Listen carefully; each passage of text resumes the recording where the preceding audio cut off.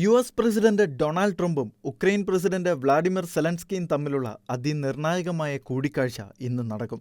3 വർഷത്തോളമായി തുടരുന്ന റഷ്യ-ഉക്രൈൻ യുദ്ധത്തിന് അന്ത്യം കുറിക്കാൻ കാരണമായേക്കാവുന്ന ചർച്ചകളാണ് ഇന്ന് നടക്കുക.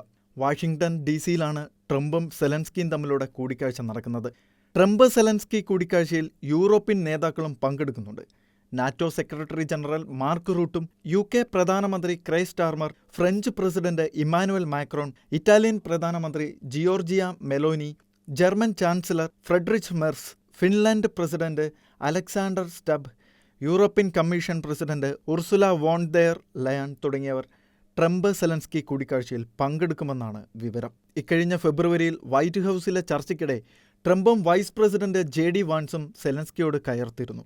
ഇത്തരത്തിലുള്ള സംഭവങ്ങൾ ആവർത്തിക്കാതിരിക്കാനും ഉക്രൈൻ ഒറ്റപ്പെടാതിരിക്കാനുമാണ് യൂറോപ്യൻ നേതാക്കൾ സെലൻസ്കിയെ അനുഗമിക്കുന്നതെന്നാണ് വിവരം.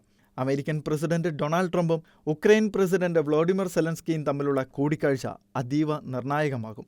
3 വർഷമായി നീണ്ടുനിൽക്കുന്ന റഷ്യ-ഉക്രൈൻ യുദ്ധത്തിന് പരിസമാപ്തി ലക്ഷ്യം വെച്ചാണ് ട്രംപ്-സെലൻസ്കി കൂടിക്കാഴ്ച നടക്കുന്നത്. കഴിഞ്ഞ ദിവസം റഷ്യൻ പ്രസിഡന്റ് വ്ളാഡിമിർ പുടിനുമായി ട്രംപ് കൂടിക്കാഴ്ച നടത്തിയിരുന്നു. എന്നാൽ യുദ്ധം അവസാനിക്കുന്ന കാര്യത്തിൽ സമവായമായിരുന്നില്ല. ഇതിന് തുടർച്ചയായാണ് ട്രംപും സെലൻസ്കിയും തമ്മിലുള്ള കൂടിക്കാഴ്ച. യുദ്ധം അവസാനിപ്പിക്കാൻ പുടിൻ മനസ്സ് വെക്കുന്നില്ല എന്ന് യൂറോപ്യൻ നേതാക്കൾ കഴിഞ്ഞ ദിവസം പറഞ്ഞിരുന്നു. അലാസ്ക ഉച്ചകോടിക്ക് ശേഷമുള്ള റഷ്യൻ പ്രസിഡന്റ് പുടിന്റെ നിലപാട് സമയം കളയാനുള്ള മാർഗമാണെന്നും പുടിൻ്റേത് ഉക്രൈൻ്റെ കൂടുതൽ ഭാഗങ്ങൾ പിടിച്ചടക്കാനുള്ള തന്ത്രമാണെന്നും യൂറോപ്യൻ നേതാക്കൾ പറഞ്ഞിരുന്നു. അമേരിക്കയും യൂറോപ്യൻ സഖ്യ രാഷ്ട്രങ്ങളും ഉക്രൈന് സുരക്ഷാ വാഗ്ദാനങ്ങൾ നൽകുന്നതിൽ പുടിൻ സമ്മതം അറിയിച്ചതായി ട്രംപിന്റെ പ്രത്യേക പ്രതിനിധി സ്റ്റീവ് വിറ്റ്കോഫ് ഇന്നലെ പറഞ്ഞിരുന്നു. ഇത് നിർണായകമായ വഴിത്തിരിവായാണ് വിലയിരുത്തപ്പെടുന്നത്. എന്നാൽ കിഴക്കൻ ഉക്രൈൻ്റെ ഭൂപ്രദേശങ്ങൾ വിട്ടു നൽകിയാൽ സൈനിക നടപടി അവസാനിപ്പിക്കാമെന്ന പുടിന്റെ ഉപാധി ഉക്രൈന് തിരിച്ചടി നൽകുന്നതാണ്. ഇതിനു പുറമെ ഭൂമി കൈമാറ്റത്തിൽ ഉൾപ്പെടെ കരാറായ ശേഷം മാത്രം വെടിനിർത്തൽ എന്ന പുടിന്റെ നിലപാടും തിരിച്ചടിയാകും.